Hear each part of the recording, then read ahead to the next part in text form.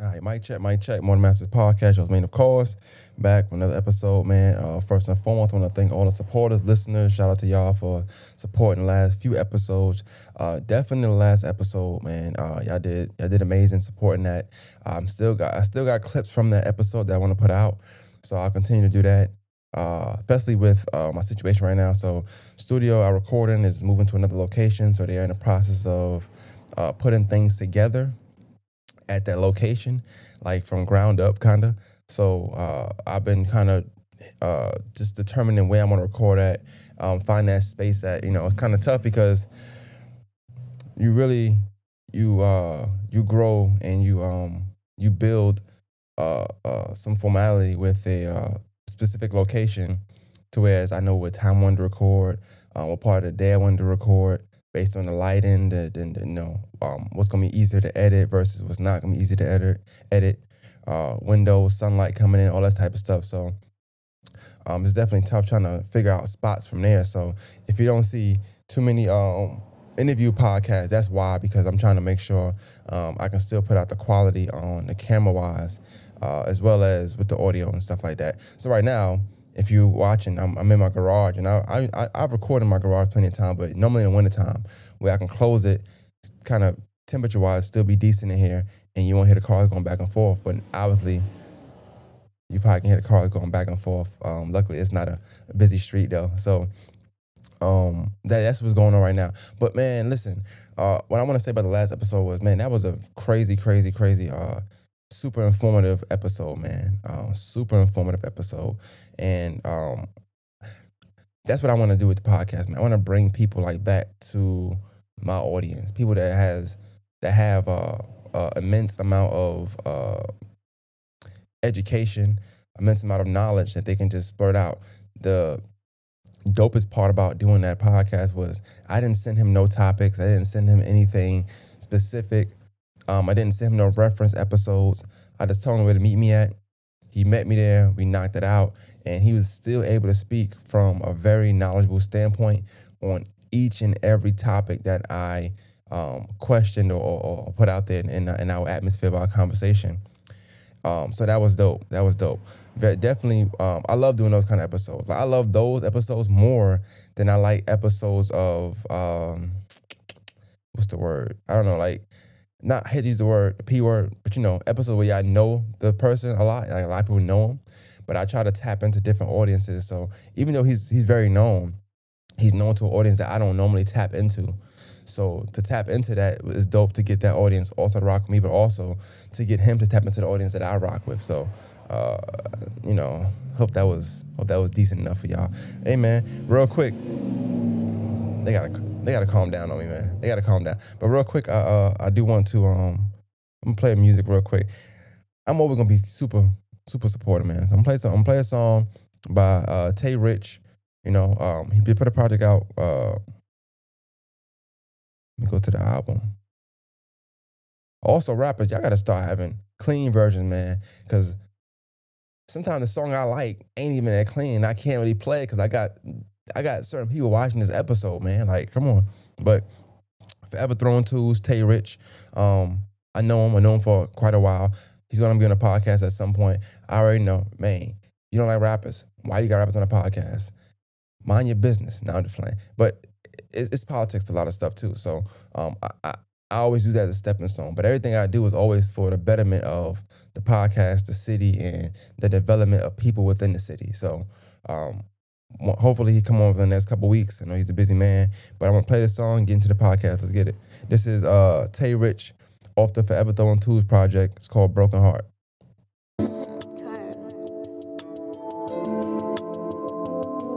Flies out here and stuff, man. Look, I had to get back in that mode, no more fucking old. She say I'm dope, cause when I spit it, I always keep it raw.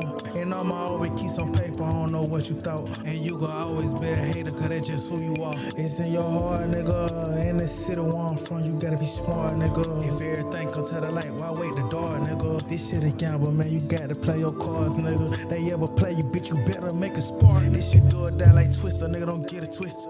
Way before they called them blickies, we was told them blickies. I remember my first 10 hour rocking diggies. Somebody should have told them 5 came with a long sentence. Okay, I like it. I like it. Tell me, I probably just didn't listen. I remember my first time being starstruck, seeing dirty dishes. Yeah. And he said somebody probably did tell him, probably just ain't listen. Hey, when you a young man, that's the story of our life. I ain't broke neither. It fucked me up. One of my hood heroes started using needles. But I can't judge you, my nigga. This life we live either. It's hard to live with all this shit plus running from the reaper. Before I lay down to sleep, I pray the Lord my soul to keep praying for forgiveness. I'm like, Lord, I've been scarred by these streets, broken heart. I done lost some of my closest partners, broken heart. This shit ain't sweet and candy, nigga. This shit real life. Seeing your best friend on that stress, you know what that feel like. And getting locked up the next day, man, this can't be life. And niggas going against the grain, man, this can't be rice. I done seen it all, I swear to God, this shit'll fuck you up. And every time we had beef, it fucked the money up. Sitting in jail without no drugs, fuck my conscience up. I used to dream about how I'ma get out. I ain't even gonna do it. Fuck up. But now I'm back in better. I let them more cheddar in my hand, let them more plans in my head, so don't compare me to that man. And I ain't never ran, but where I'm from, I ain't gonna hold you, man. The reason why I listened to the whole project, right? But what I like most about the project, to be honest with you, is the fact that it didn't make me feel like I had to be a street guy or this, that. It's about getting money and growing. Trying to make another play, too many niggas be rooted.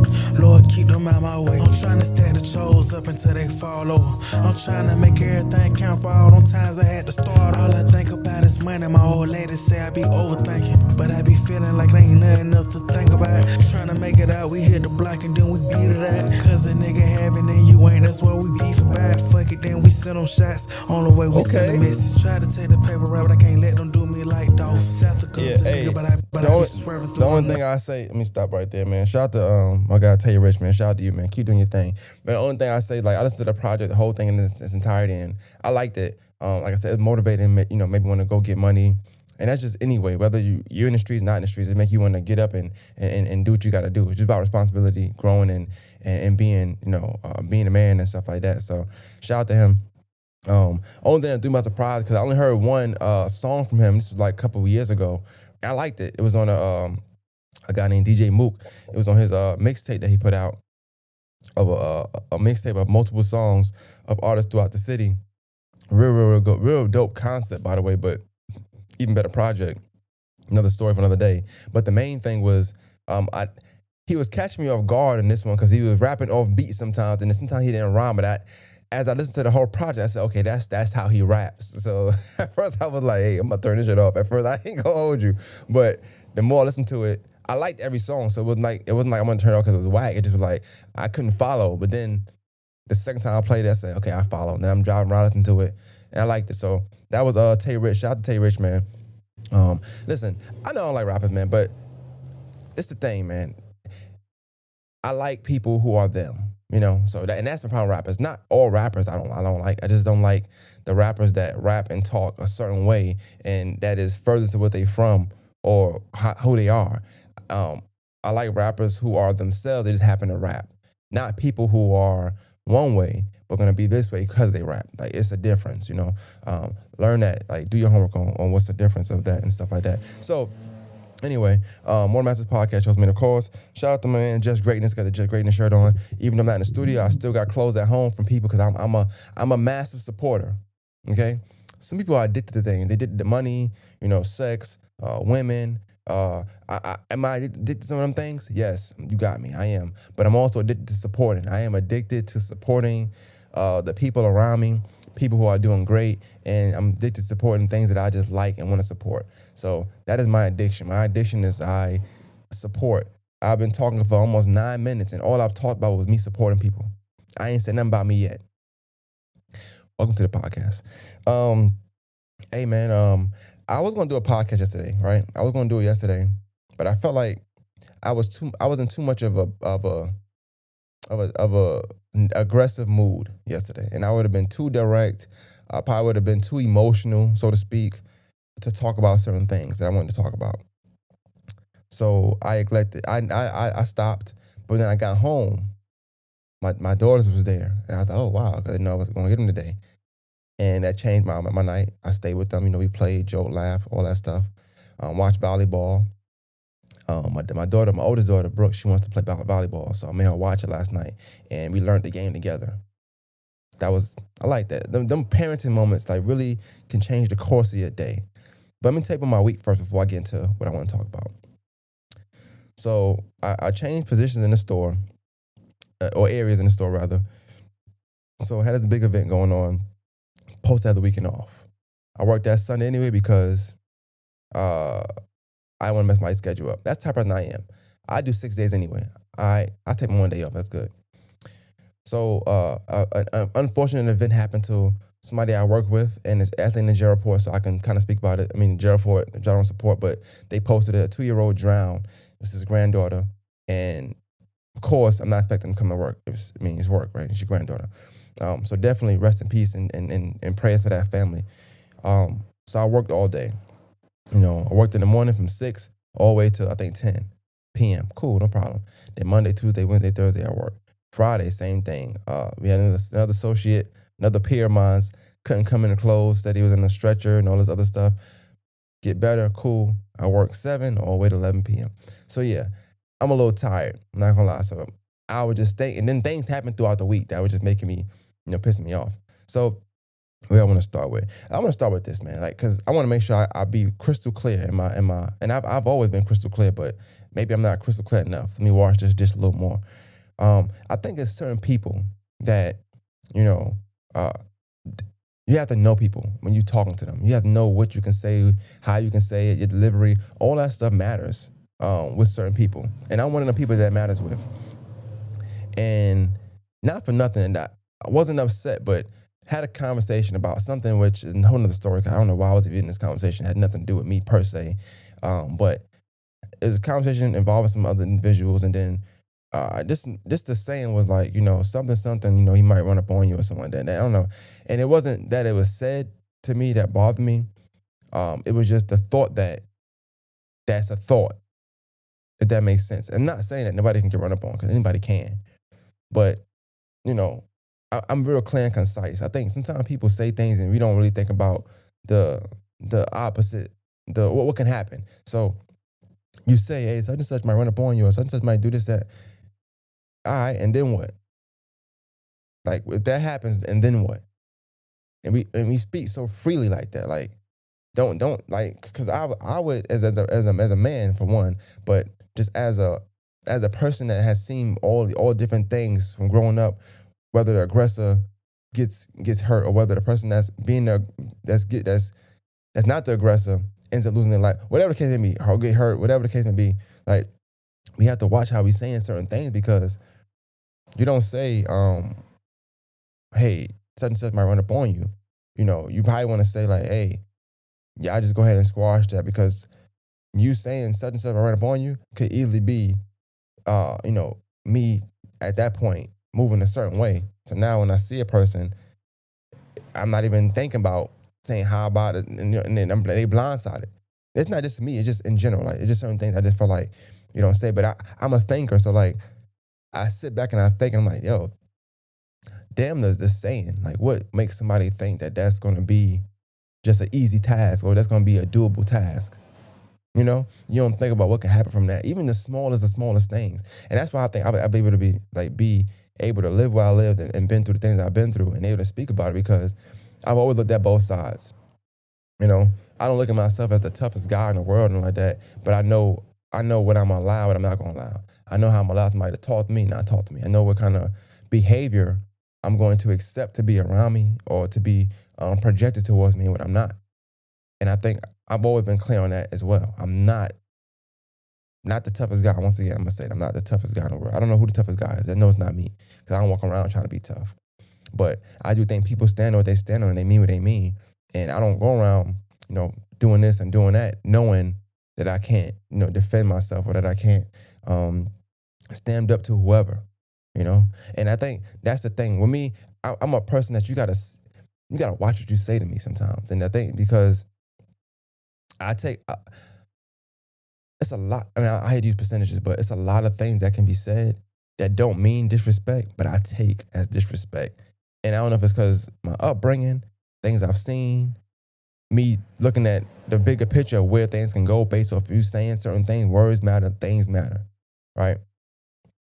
I'll give you an example. It's something small, nothing to do with no negative or aggressive stuff, but I remember I was at an event and I was supposed to come do some work. Let me make sure I mute this. I was supposed to come do some work, and it was just for me on a love. I'm doing it on a love. I get there, and I'm coming from work. I'm trying to rush and do this, that, and third. I'm leaving early, leaving money on the table, all this type of stuff, rearranging my day to get to this event that I'm not even getting paid to do. And I get there, and the first thing the person I saw that was running the event said to me was like, "Oh, about time you made it." Man, I turned back around and left.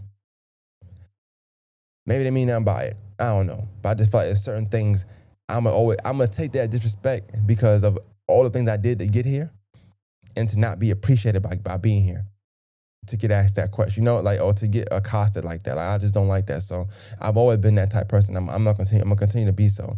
So when people say, oh, Maine don't like me, or Maine is quiet. This is why I'm quiet around people. This is why I don't talk to people. This is why I don't really communicate with everybody, because too many hands in the pot, too many voices, too many personalities. I ain't got time. Like, I don't have time. And I don't know how people perceive a person, or somebody perceive me, or perceive their friends, or whatever. Which is another thing. When you talk about the whole, birds of a feather flock together, which I've been on record saying I wholeheartedly believe, because I feel like it's something in common. I might have in common something with another person. We might both do podcasts. We might both do media. He might take pictures, or I might shoot videos. He might shoot videos, but I might do interviews. He might do interviews, but I might do, club flyers. We in media. So if we hang around each other, probably because we have some kind of common thing in there, right? But it's not everything in common. It's just something in commonalities. But so that person may be okay with somebody saying something to him or her, or somebody being a certain way around him or her. And I'm not. So sometimes we get that birds of a feather flock together saying incorrect by thinking that we all just gonna be the same. It's not the same. We just got commonalities within one another. So we hang together based off that commonality. Whether it's, and guys do, whether it's basketball, whether it's women, whether it's things you like to eat, you like to drink, party, driving, you went to the same high school. It's a bunch of reasons why you can hang with each other. It don't necessarily mean that, oh, all y'all are tough guys, or all y'all are soft guys. It don't mean that. It could just mean that there's certain things y'all have in common, which is bring y'all together so y'all can, build a rapport and be friends. So that's one thing. And it's been a plethora of things that just been said. And I've been grinding and working so hard that I'll be trying to avoid a lot of stuff and try to not be upset about everything, because it's no point. There's no point being upset. Then the main thing I wanted to talk about, so I had a conversation with somebody earlier, whatever, and something was said, and it really bothered me. So it's certain sayings you can say to somebody, and it's gonna be bothersome, and I think people do that. Let's back up. Let's really dog walk this. You gotta watch what you're saying. I just started the podcast off saying that I wanted to do an episode last night, but I felt like I was too aggressive. I was too much of me was inside of an aggressive mode to talk. So I would have been too direct. I would have said things that I probably didn't think about before I said it, which means I probably either don't mean it, or I mean it too much and I just can't say it because words matter and you can't take certain things back. So I didn't do it. I didn't do it. We have to be mindful of the things that we're saying. Sometimes us as people, and I'm saying us because I'm not trying to not include myself, but us as people, we often like to say hurtful things that quick, just like we don't measure the argument. The argument could be small, the situation could be small, but because I need to win that round, I need to win that at that moment, I need to score a point as far as the argument standpoint at that time, I need to make a stance at that time, I say something that I probably shouldn't say, that I don't mean, that doesn't even go with the situation and don't relate to the person I'm talking to, but I know it's gonna hurt them. I know it's gonna make them feel away. My goal at this very moment is to get that point by any means necessary in this argument. So I do not care about how you feel about what I'm saying. I'm gonna try to say the most hurtful thing to you. And it really, and the reason why people do that is because they want to distract you from the actual debate at hand. So at this point, I say something that's hurtful to you. You don't come back with facts to actually win the debate. You come back with emotion and you get upset, and either we don't have the debate no more, or now we throwing shots at each other. And because you're so used to saying whatever you want to say and just, I guess, hurting people with words and things you're saying and comments and stuff like that, you're gonna win. You're gonna win. And people like to call it gaslighting. I don't care about the gaslighting thing. It's whatever. I think you control your own emotions, but it is certain things that are gonna trigger you to say certain things, right? But when and it's fine if it's true, but when you're doing things and they don't even, it's furthest from the truth, that's when it becomes a problem, right? For me. So, and long story short, what I just said is we gotta watch the things we're saying, because some words matter so much and you can't take certain things back, right? People gonna forget a lot of things in life, right? They're not gonna forget what you said to them when you was upset. They're not gonna forget what you said to them when you had to make a point. They're not gonna forget what you said to them when you had the smallest of smallest arguments, but you chose to say something and blow that one little small argument out of proportion because you made them feel away, or you made them question whether or not they're doing this, or whether or not you actually feel that way. And most times people don't. They just say whatever. But as we grow and become adults, when you're a kid, it's fine. It's not even fine when you're a kid, because when you're a kid, you still get reprimanded for that. So when you're adult, you would think 16, 20, 25 years of being on this earth, at some point you're like, okay, I have to watch what I say out of my mouth. I can't just go around, that please feel good. I can't just go around saying whatever to anybody. At some point, we gotta think like that. We gotta come to that agreement that we're not going to be saying things to say them. I don't know what, and everybody's different, but it's me. I just how I am. I guess I caught on earlier that words matter. I don't like to argue for that reason. I feel like when you're arguing, there's too much emotionally driven things being said, or you moving and you talking, you waving your hands, you raising your voice, you out of character. So already you're not yourself. You're out of character. So the stuff you're saying ain't even you, or it ain't even the you I know. It's a different version of you that you might got tucked away somewhere, which is fine. I don't want to meet that person, but it came out because you wanted to argue. I don't like arguing for that reason. I feel like the things you say matter so much that you have to watch that. You have to put that. Once you put that out, you can't take it back. You know what I'm saying? That you just can't take it back.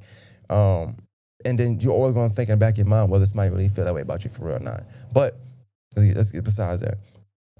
What was said to me that made me think about this, and maybe I do a lot and I have to go back and I said, life is a lesson. I'm going to learn some things.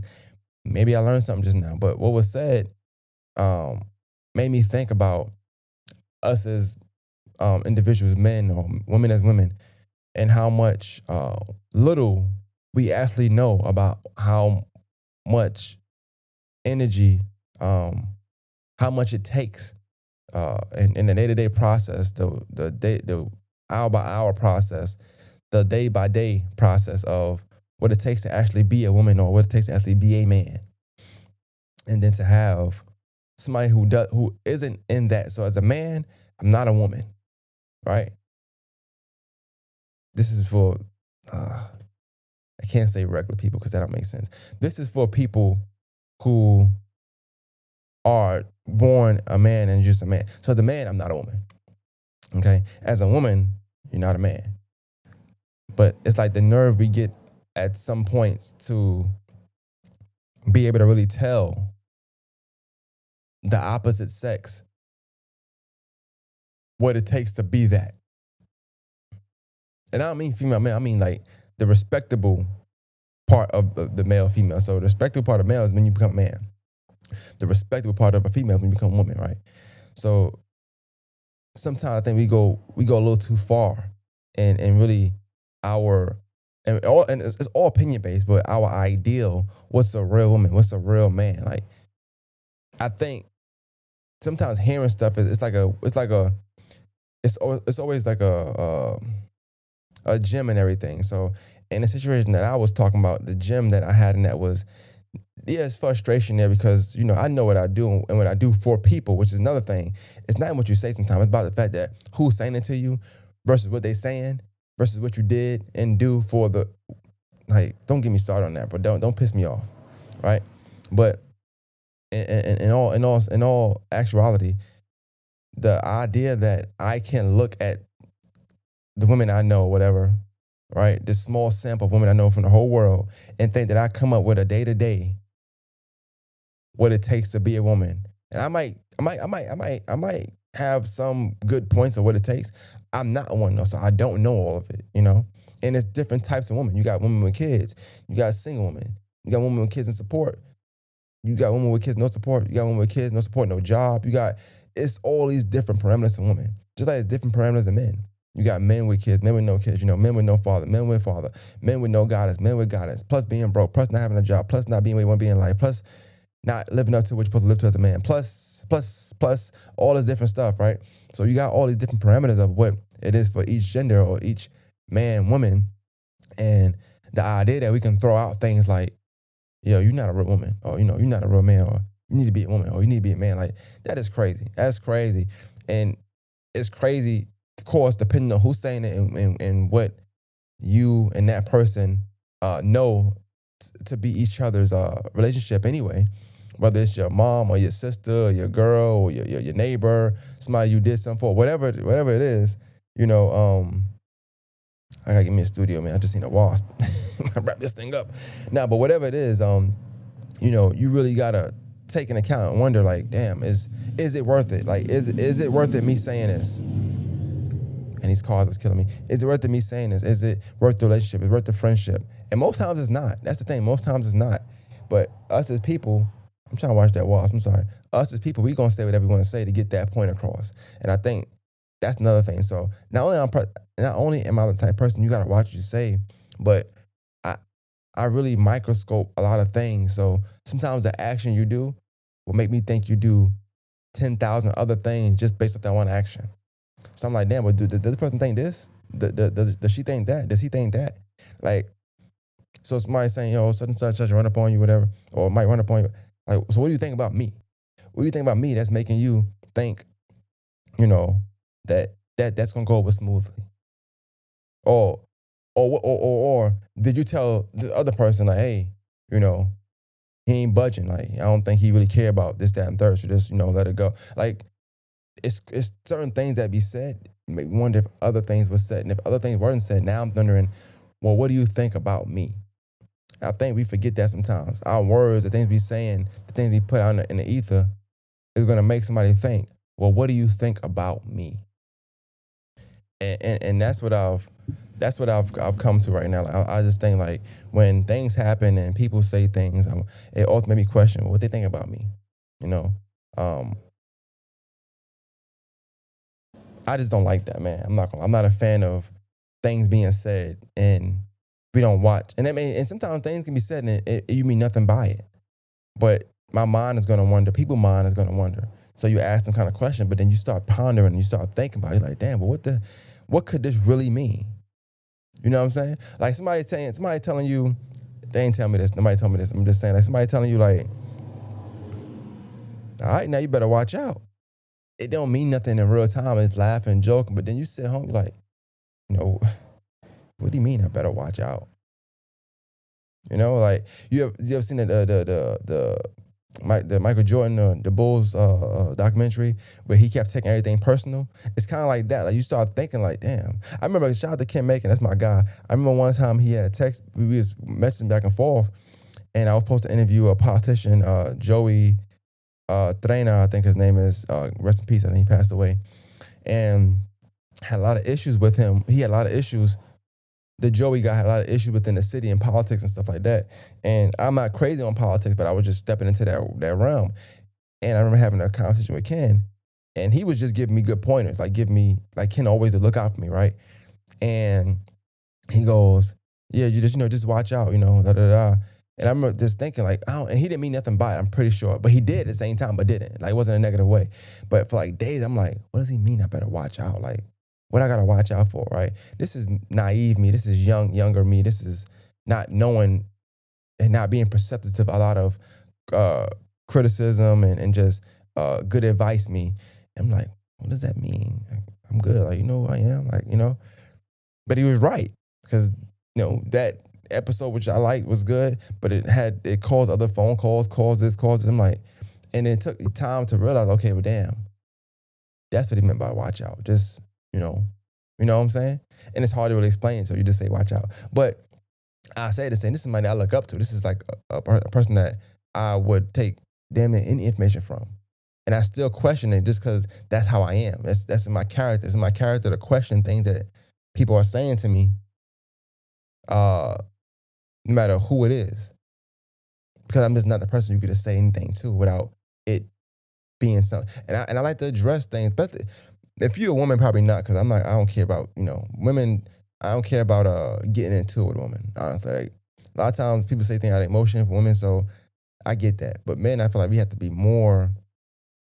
Yes, I'm putting more on men. Yes, I am. But men, we have to be more cognizant of things we saying and the energy we put out there. So as a man, I probably would come to the man and say, "Yo, heard you say such and such. Why you said that?" Because I'm always thinking about it. But also because, like I said, to me, it don't be what be said. It be who it's said by. It's not what it said. It is, but it's not. But it's what it said and more. So it's not so much what you say, but it's what you say, who said what was said, in the relationship I had to the person that was said. All right, I'm sorry. It's not what you say. It is though. But it's what you say plus who said it plus the relationship I have with who said it. All right. Divided by you got me fucked up. That's just what it is. Like it's just all that, and that's the equation. You know what I'm saying?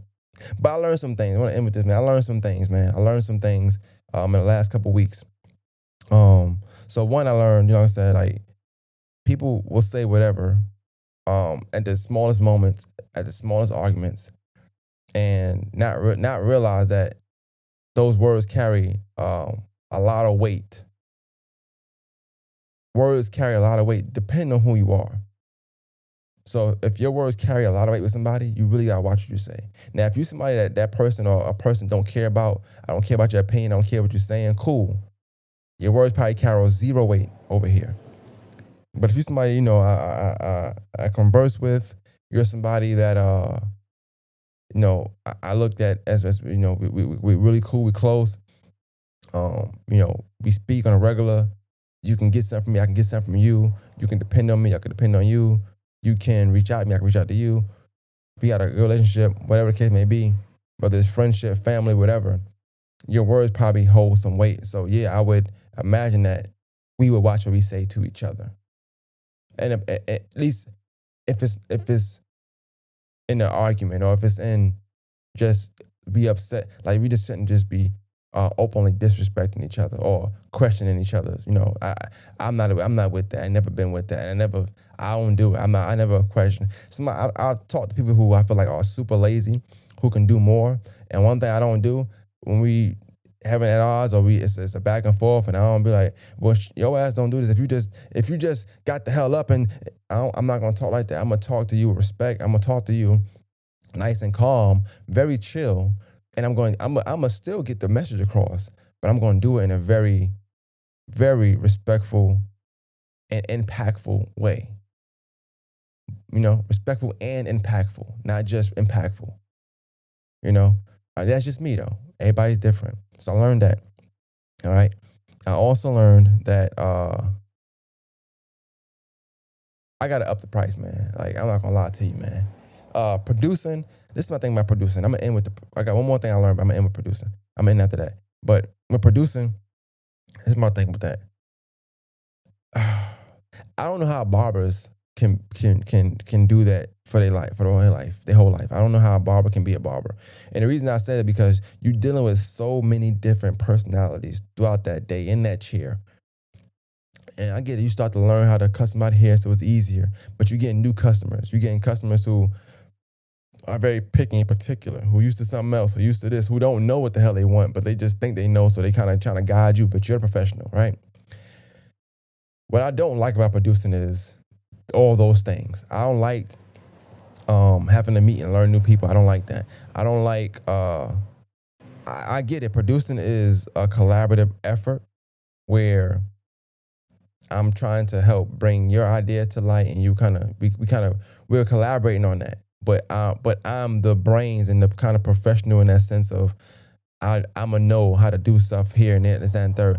I don't like being hovered. Like, don't hover me. You know what I'm saying? Don't be in my space. Let me be in my space, and unless we collaborate that way. I don't like my space being touched. It's a guy from Chicago. He says, I like this, but do your homework on Maine not liking people in his space when he working. Like, I've never liked that. Anybody that tell you, if you even see the podcast, I'm on this side and the guest is on that side. Reason being, let me do me, and the highlight is on you. I don't like all that. Don't do that. I don't like that. Like, and I'm ready to be tired as it is. I'm working. I'm a tired man. Most time when I'm producing, cause I don't do it for money, cause I don't have to do it. Which we're gonna get into in a second. I do it cause I like to do it. And don't cause me to not like to do it, cause then I'm not gonna want to do it. Like, don't make the environment to where I'm dreading the environment now. I love producing. Allow me to still love when I'm doing it. Cause you'll get a better me out of that session than you invading my space. And I ain't into all that. I don't like that. I don't like that. And then I have moments where like I don't want to talk. I'm just working. So like I might not say nothing for like 45 minutes. You might just hear this. Let me breathe. Like, allow me to breathe. Like, I need the room to breathe. And it's 45 minutes, sometimes 45 minutes. I don't like going over time. Like, if you know you schedule something, you say, hey, it's going to take an hour, and you realize, all right, we 75 minutes in. Like, let's wrap it up.